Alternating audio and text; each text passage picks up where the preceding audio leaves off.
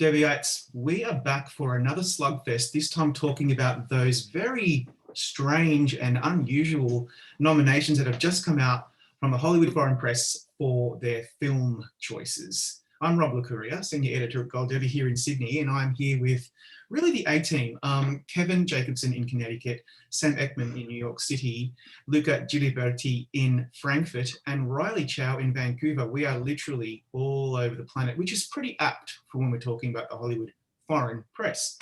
Guys, there's a lot of really interesting stuff to talk about, but I wanted to go straight to like that number one shock for you when you woke up and saw what on earth these 90 geriatrics were thinking. I'm going to go last because I still haven't thought of it because I'm still in a bit of a morning fog. So it's up to you. Who wants to go first? I'm just going to open it up. What about like one of the Americans? What do you think? Sam, do it. I guess the biggest shock for me was when they gave music, not just music in general, the movie that's titled Music, 2 nominations for Best Comedy or Musical Film, and Kate Hudson in Comedy or Musical Actress, because we didn't even have her in the Prediction Center, or the film in the Prediction Center, I don't believe. It was kind of just the most out of the blue. They must have, really done something special for the Hollywood Foreign Press, and they put it in there because it beat out things like Emma or On the Rocks, some other great comedies, or like Kristen Wiig's new comedy film with Annie Mumolo. So that was a crazy one for me because I remember reading going, what movie is this? Why is this here? So I don't think anything was more shocking for me than that. What about you, Kevin? Yeah, pretty much same, but to add on to that, also Jared Leto getting in for The Little Things, which is a movie that just came out on HBO Max last week. There wasn't a lot of, I don't think, build up or like too much of a campaign for that. And so, yeah, I mean, he won back in the day for Dallas Buyers Club, but I don't think he's been back since. And here he is. And I don't think, I think 5 people from the article I wrote today, 5 people in the entirety of predictors were actually expecting him to get that nomination. So kudos to those 5 people because I couldn't be me. Yeah. Before we move on to the other 2 guys, just to talk about those 2 points quickly, when I saw the music nominations, I realized, oh, that's the Sia movie, because it's all over billboards here in Australia, obviously, for obvious reasons. And, I didn't even know what it was until my son said, oh, is that the Sia movie? So he knows about it. He's 10. And that's because it's all over TikTok. And then I realized it's a really young and hip movie, which is so apt for voters who are generally in their 70s. I just don't really understand how that all happened. And I don't really know much about the controversy, but there is quite a bit of controversy around the casting in that film. So whether it's accurate or not, I don't know. But it's interesting that they've gone off on a limb and not chosen a movie like On the Rocks. Or even for me, I was very disappointed the King of Staten Island wasn't there. And then when you talk about Jared Leto, like that's fascinating because no one saw that coming. And I haven't seen that film yet because it's just come out. So, I mean, I've seen everything but that almost. But I was really surprised too that he was nominated over people like, I don't know, like Paul Raci wasn't nominated, right? I think that's... No, he wasn't. I don't understand how that happens. He's nominated for everything. He's won everything up to now. And to not even be there is pretty embarrassing. Anyway, so yeah, I think you're both right. I think that they're actually quite shocking. What about you guys? Riley, what really blew your mind this morning? Well, I've been manked just like the Golden Globes were. They went all in on that movie. They even revived the old man himself. So I thought this was kind of a movie that people had moved on from. Maybe they didn't really care about. They had moved on to things that they're more passionate about, like Sound of Metal, Promising Young Woman, these movies that people are really talking about and excited about, as opposed to something that kind of represents more what we expect awards voters to vote for. But it's leading nominations here. I'm happy about it. I mean, it's a good movie, and in 2020, that means that it's a great movie. So I'm happy to see it do so well. Yeah, I guess you're right with Mank. I wasn't expecting it for them to have gone all out for that as well. Nothing against the film personally, it didn't really work for me, but it obviously worked for them, and I guess we just have to live with it. What about you, Luca? No Meryl Streep. That was the most shocking omission for me, especially because they nominated James Corden. I actually predicted James Corden because I felt like it was such a Globes thing to do, and I had heard that, or there were rumors that they really liked the performance, but to snub Meryl Streep, whom they love so much, is quite shocking. And the second one would be Promising Young Woman. Wow. I've been underestimating this movie all season long. I know it's been racking up all these critics' prizes and sweeping the critics in some categories, but I just wasn't sure how it's going to land with the industry. But it overperformed here. I mean, I'm sure some people predicted this. I think Riley, for example, was very high on this movie the entire time. So kudos to him. But that's incredible. And I think tomorrow this success story will continue with the SAG Awards, and I think it'll be en route to a lot of Oscar nominations. Yeah, this whole thing with the prom, like some people were saying Meryl Streep was going to get 2 nominations, and she didn't even get the one for the prom, and yet they nominated James Corden, when a lot of critics and commentators suggested that probably was not one of the strongest performances in the film. That surprised me a lot as well. I totally agree. Without being too controversial, I think the comedy musical categories are a bit of a hot mess, because like, where is Rashida Jones? I was even hoping that we would see Millie Bobby Brown in Enola Holmes. I thought she was delightful in that film, and just as a surprise nominee. Pete Davidson,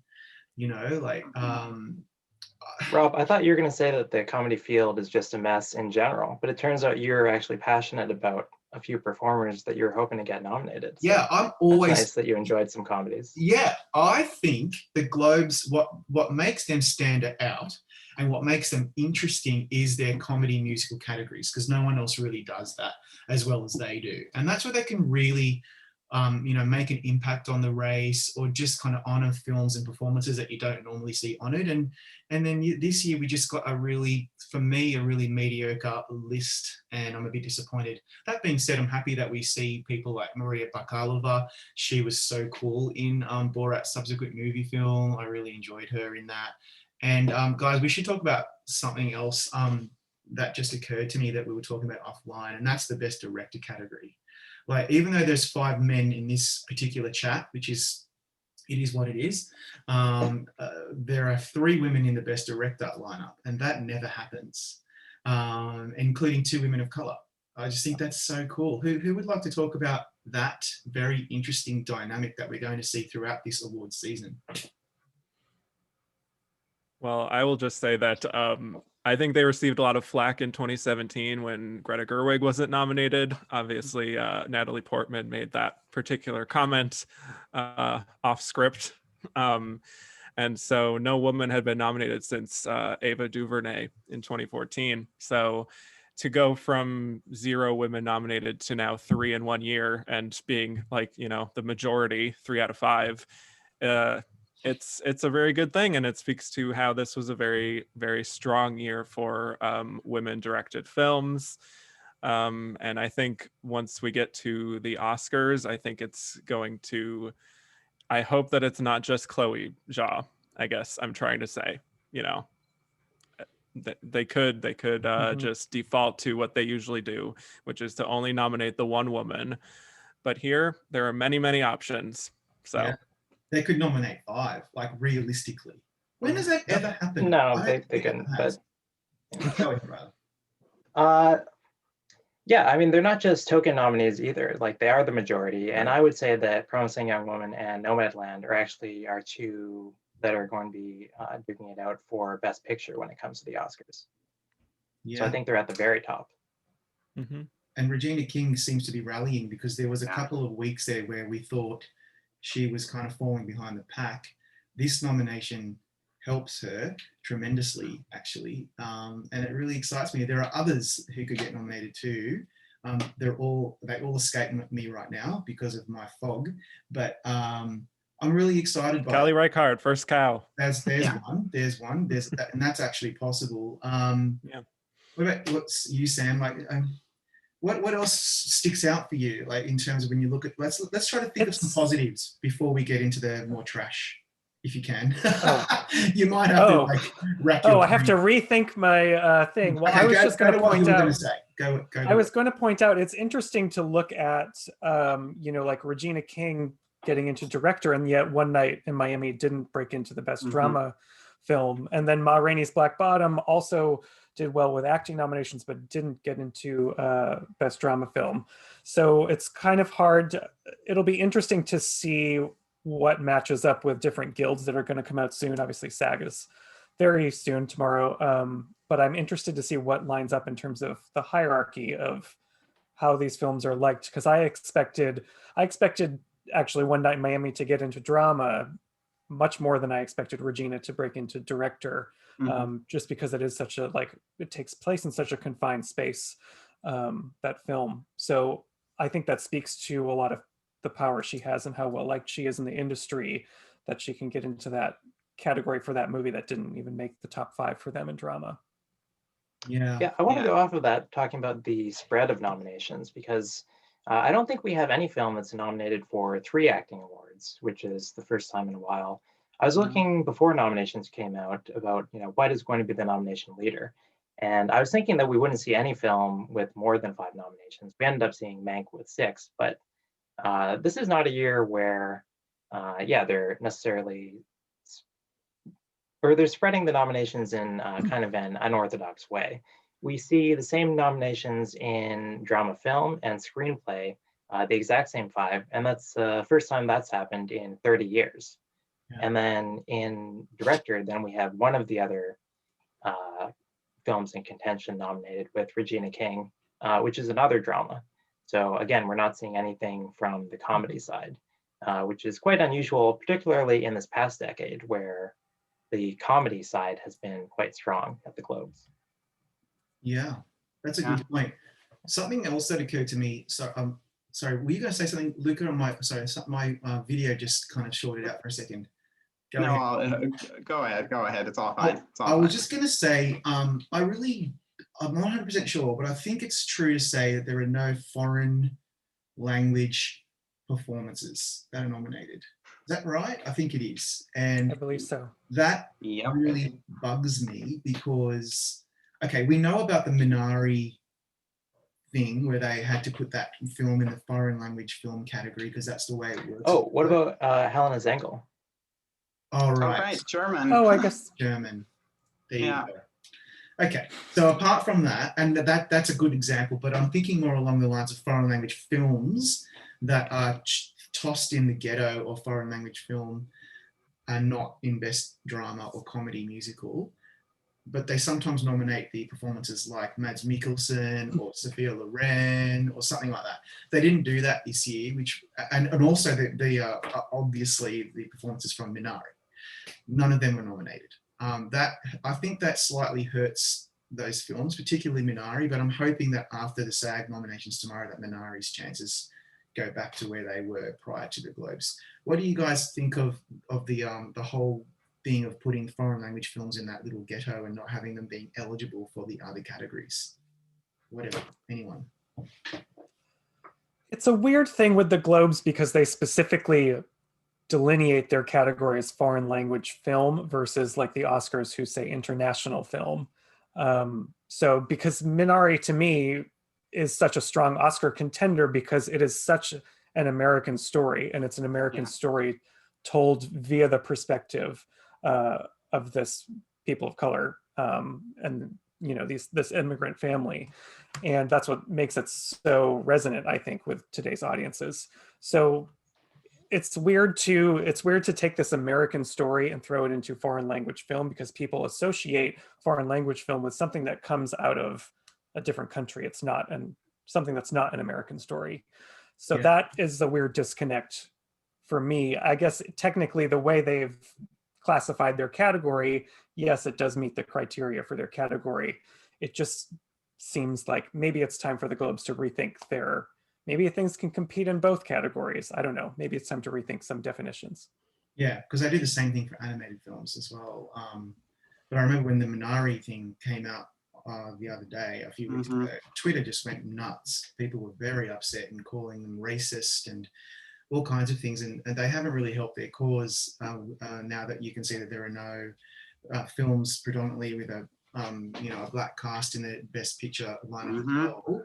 Although that doesn't necessarily, it doesn't really compute when you look at what happened in the comedy musical category, because then we see Hamilton, which I want to talk about in a sec. But Luca, what do you think about the foreign language, given that you're in the country where they do not speak English primarily? What do you think about that whole thing?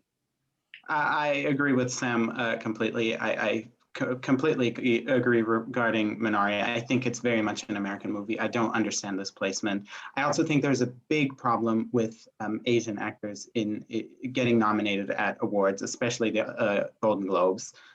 We saw it with Parasite last year. The movie won Best Picture, and not one of its actors could get nominated anywhere.